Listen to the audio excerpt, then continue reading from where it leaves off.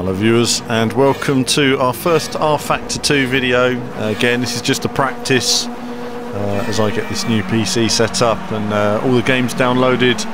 And so I've just downloaded the default RFactor 2 setup. I've not downloaded any cars or courses. I've not done anything with tuning or setup. I've just gone into a Renault Clio race around Lime Rock and having a go here. Now, I've not played RFactor 2 around this circuit, so it's my first time. I done a practice lap first, and then got on with some racing and felt very comfortable with it. Whatever this is, it's just default AI, so I assume it's not the hardest AI. Car felt good, force feedback felt fantastic. And yeah, felt nice and solid from the off. I look forward to setting up the triple screens and giving myself a much wider field of view.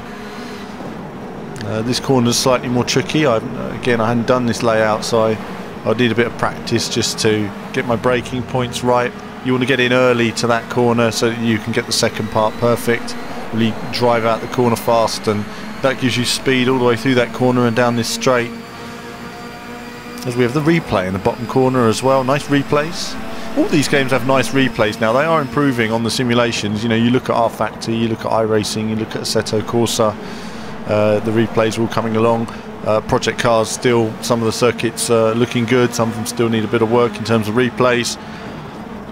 As we're on the second lap of 5. And I've already got a rough idea. The cars are slow out of that corner, so I knew I had a run down the inside here, and with good speed carrying that all the way to the chicane nicely, turning in early there, hitting the curbing, but that's fine. Got track position now, and so now I can just settle into my race. The funny thing is that when you don't know a circuit very well, is that suddenly you're leading and suddenly you realise how much you're using the cars in front to actually gauge your braking distances.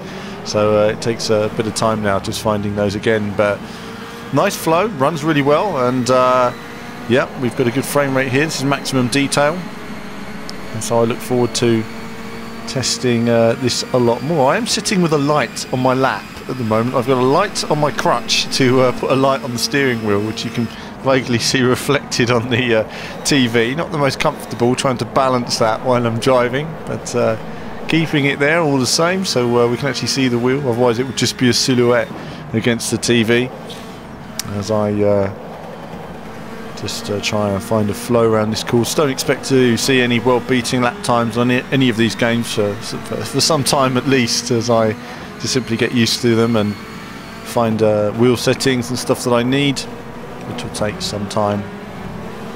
And really look at each game which I'm going to be putting the most time into in the coming months as well. I'm really looking forward to getting involved in so much PC stuff. You know, for a long time I've wanted to do it.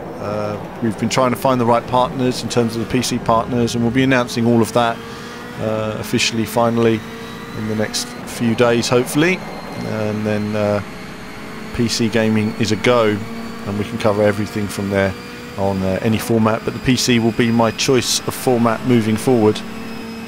That's not to say we won't still cover the console stuff, but of course there is so much on the PC to dive into, especially from the simulation perspective. And of course with the new consoles you have Forza 5 on the Xbox, and you have Drive Club coming on the PS4, which are very different markets. As I'm just getting into my flow. Now the funny thing about this RFactor race is that when the checkered flag comes up, I didn't see it, so I just kept on driving, and instead of doing 5 laps I ended up doing 16 laps before I realised, oh, checkered flag's come up. Just hadn't noticed. I thought the race was going on a long time, but I was just in the rhythm. Gave me a chance to put some laps in. So it's tricky, that first part of that double corner. Flat out through here. And it feels really good. So overall it's been really enjoyable testing out these different PC games so far.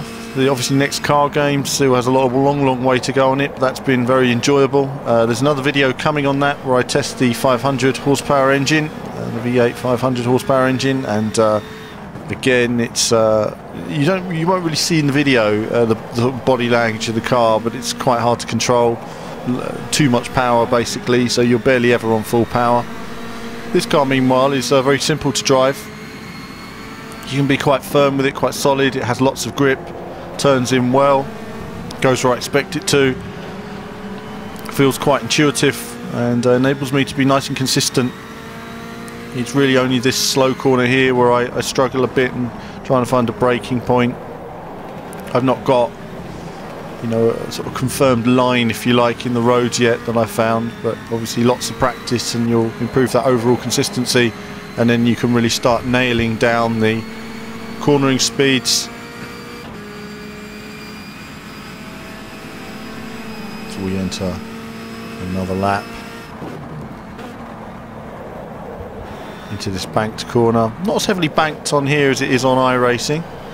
Different look to it. However, I remember seeing comparison when the course was released, and this is it's a retextured, retarmac the course.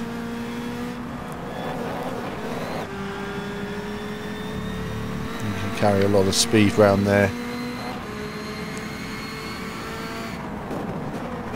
So I will run this again once I've had more time on a much harder difficulty setting,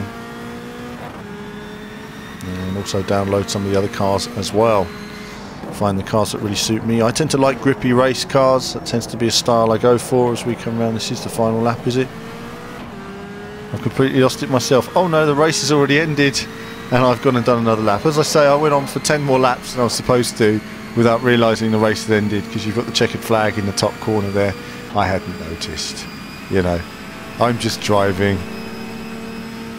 As I say, it's a good excuse to put in some laps, and that is a rather random first look at RFactor 2, or for me, first look for me of RFactor 2.